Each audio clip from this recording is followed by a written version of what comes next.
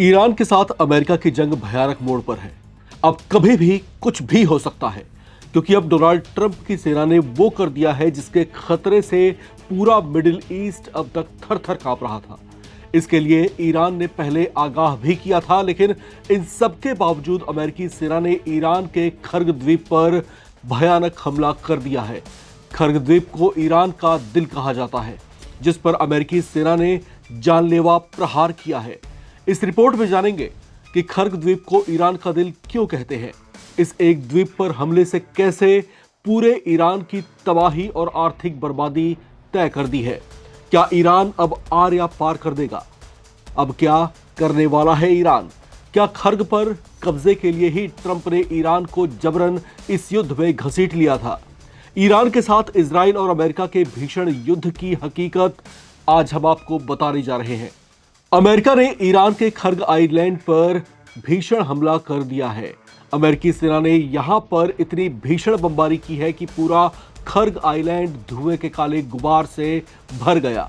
यह इस युद्ध में हुआ अब तक का सबसे बड़ा अमेरिकी हमला है, जिसकी सफलता के बाद अमेरिकी राष्ट्रपति डोनाल्ड ट्रंप ने सीना ठोक कर इस हमले की वीडियो जारी की है।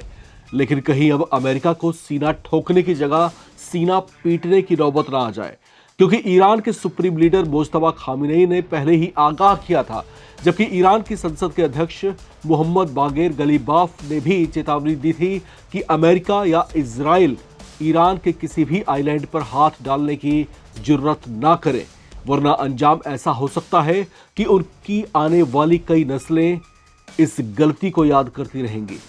ईरान की चेतावनी के बावजूद अमेरिका ने खर्ग में हमला कर ईरान को ललकार दिया है। हालांकि हमले के बाद ट्रंप ने ट्रुथ सोशल पर अपनी एक पोस्ट भी शेयर की है, जिसमें उन्होंने लिखा कि यूएस सेंट्रल कमांड ने मिडिल ईस्ट के इतिहास में सबसे शक्तिशाली बमबारी में से एक को अंजाम दिया है और ईरान के क्राउन ज्वेल खर्ग आइलैंड पर मौजूद हर सैन्य ठिकाने को पूरी तरीके से तबाह कर दिया है। मैंने द्वीप के तेल इंफ्रास्ट्रक्चर को तबाह न करने का फैसला किया था। हालांकि ईरान या कोई और हॉर्मुज स्ट्रेट से जहाजों से सुरक्षित और निर्बाध आवागमन में किसी भी तरह की अगर रुकावट डालता है तो मैं तुरंत अपने फैसले पर दोबारा विचार करूंगा। उन्होंने कहा कि ईरान में ऐसी किसी चीज की रक्षा कर पाने की क्षमता नहीं है जिस पर हम हमला करना चाहें। इस हमले के बाद जवाब देने की बारी अब ईरान की है। अमेरिका के इस एक्शन के बाद कुछ एक्सपर्ट्स का यह भी कहना है कि खर्ग आइलैंड में ईरानी ऑयल फैसिलिटी को निशाना बनाने की कोशिश के बाद हॉर्मुज जलभूमध्य या खाड़ी देशों में ऊर्जा इंफ्रास्ट्रक्चर के खिलाफ गंभीर जवाबी हमले शुरू हो सकते हैं, क्योंकि इस हमले से एक दिन पहले ही ईरान के इस्लामिक रेवोल्यूशनरी गार्ड कॉर्प या IRGC ने धमकी दी थी कि अगर उसके ऊर्जा ढांचे पर जरा सा भी हमला होता है तो वो इस क्षेत्र में मौजूद हर देश के तेल और गैस स्रोत में आग लगा देगा। चलिए अब जानते हैं कि खर्ग द्वीप आखिर है क्या और ईरान के लिए इसका क्या महत्व है। दरअसल खर्ग ईरान का वो द्वीप है जहां से वो अपने कुल कच्चे तेल का करीब 90% उत्पादन करता है, यानी एक तरह से ये ईरान की अर्थव्यवस्था का दिल है। खर्ग द्वीप पर हमले का मतलब सीधे सीधे उसे आर्थिक तौर से तबाह करना है। जेपी मॉर्गन की एक रिपोर्ट के मुताबिक खर्ग आइलैंड ईरान की अर्थव्यवस्था के लिए बहुत अहम है। विशेषज्ञों का कहना है कि एक सीधा सा हमला जो है ईरान के कच्चे तेल के निर्यात के बड़े हिस्से को तुरंत रोक देगा। ईरान का 90% तेल इसी आइलैंड के जहाजों से भरकर दुनिया भर के देशों में एक्सपोर्ट होता रहा है। ऐसे में इस द्वीप के ऊर्जा ठिकानों पर हमला होने से ईरान की तेल से होने वाली सारी कमाई एक झटके में रुक जाएगी। ईरान पर हमले और उसके बाद खर्ग आइलैंड पर अमेरिकी हमले के बाद ट्रंप की नीयत पर भी अब सवाल उठने खड़े हो गए हैं। 14 दिनों के युद्ध में पहली बार इस आइलैंड को निशाना बनाया गया है। इसके पहले तक अमेरिका और इजराइल ने पूरे ईरान में सैन्य ठिकानों, मिसाइल और न्यूक्लियर सुविधाओं पर हमले किए थे, लेकिन इस आइलैंड को छुआ तक नहीं गया था। इसी हफ्ते एक्सियोस की एक रिपोर्ट में बताया गया था कि ट्रंप प्रशासन इस आइलैंड के लिए सैन्य योजना पर विचार कर रहे हैं, जिसमें खर्ग आइलैंड पर कब्जा करना भी शामिल हो सकता है।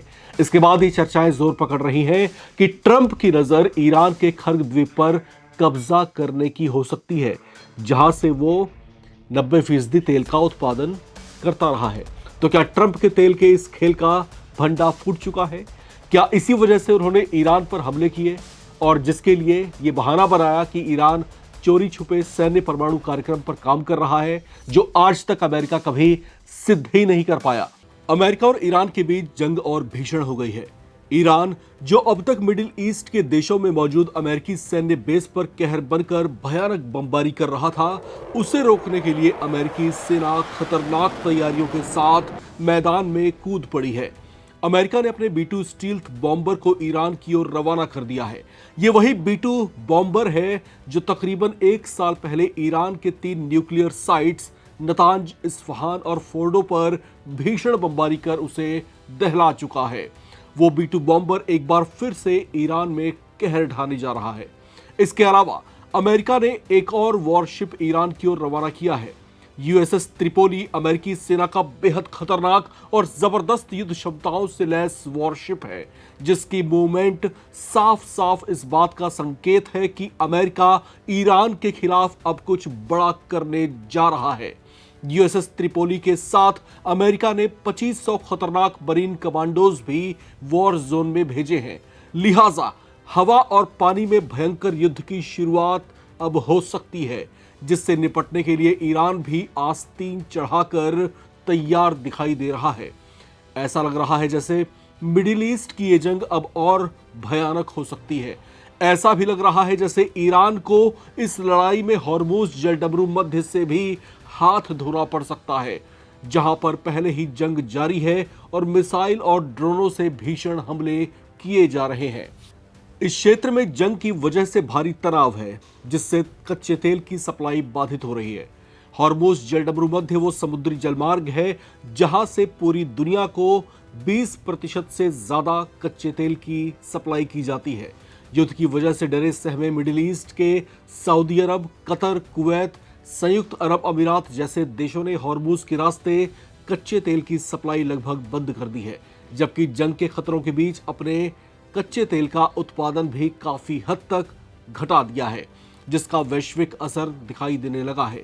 भारत समेत कई देशों में कच्चे तेल और प्राकृतिक गैस की किल्लत बढ़ गई है। संभावना जताई जा रही है कि ये युद्ध और लंबा खिंचा तो दुनिया भर के देशों को भारी परेशानी और आर्थिक नुकसान झेलना पड़ सकता है। जबकि ईरान की सुप्रीम नेशनल सिक्योरिटी काउंसिल के प्रमुख अली लारिजानी और ईरान के राष्ट्रपति मसूद पेजेश्कियान पहले ही ये कह चुके हैं कि ईरान पर जिस हमले की शुरुआत अमेरिका ने की थी, उसका अंत वो अपने ढंग से करेगा। यानी ईरान पीछे हटता हुआ दिखाई नहीं दे रहा और न ही अमेरिका की धमकियों का कोई असर और न ही उसके शक्ति प्रदर्शन का कोई असर उसके ऊपर पड़ता दिख रहा है। इसके उलट अगर ये जंग और लंबी खींची तो अमेरिका को अरबों डॉलर का नुकसान हो सकता है। ऐसे में वो इसे एक झटके में खत्म करने की कोशिशें तेज करता दिख रहा है। मिडिल ईस्ट में उसकी एक और वॉरशिप USS त्रिपोली और 2500 मरीन कमांडोज की तैनाती, B-2 स्टील्थ बॉम्बर को रवाना करना इस बात के संकेत दे रहे हैं कि कुछ ऐसा हो सकता है जो बेहद प्रलयंकारी होगा। अमेरिका के खतरनाक मूड का अंदाजा इसी बात से लगाया जा सकता है कि उसने ईरान के नए सुप्रीम लीडर मोज्तबा खामिनेई पर भी नजरें टिका ली हैं और उन्हें जिंदा या मुर्दा पकड़ने की कोशिशें शुरू कर दी हैं। अमेरिका ने मोज्तबा खामिनेई पर $1 करोड़ का इनाम घोषित किया है, जो अमेरिका के इरादों को साफ साफ जाहिर कर रहा है। दरअसल मोज्तबा खामिनेई को लेकर कुछ दिन पहले ही ये खबरें आई थी कि वे इजराइल के हमले में घायल हो गए थे, जिसके बाद से ही वे सामने नहीं आए और न ही इस बात की सही जानकारी है कि अब उनकी हालत कैसी है। अब उन्हें पकड़ने के लिए अमेरिका एड़ी चोटी का जोर लगा सकता है। चर्चा है कि अमेरिका ने अपने जिन 2500 मरीन्स को मिडिल ईस्ट की ओर रवाना किया है, वे US मिलिट्री की मरीन एक्सपेडिशनरी यूनिट का हिस्सा है, जो त्वरित कार्रवाई करने में माहिर होते हैं। ये खास तौर से दूतावासों की सुरक्षा, रेस्क्यू ऑपरेशन और अचानक हमला कर बड़े एक्शन को अंजाम देने के लिए खास तौर से ट्रेंड होते हैं। इनकी मिडिल ईस्ट में मौजूदगी ईरान के भीतर किसी बड़े एक्शन प्लान का हिस्सा हो सकता है। कहीं इनको ईरान के supreme leader Mojtaba Khamenei, Ali Larijani और राष्ट्रपति मसूद पेजेश्कियान को गिरफ्तार करने तो नहीं भेजा गया है? क्या लगता है आपको? लिखकर कमेंट बॉक्स में शेयर करें। देखते रहें नवभारत टाइम्स।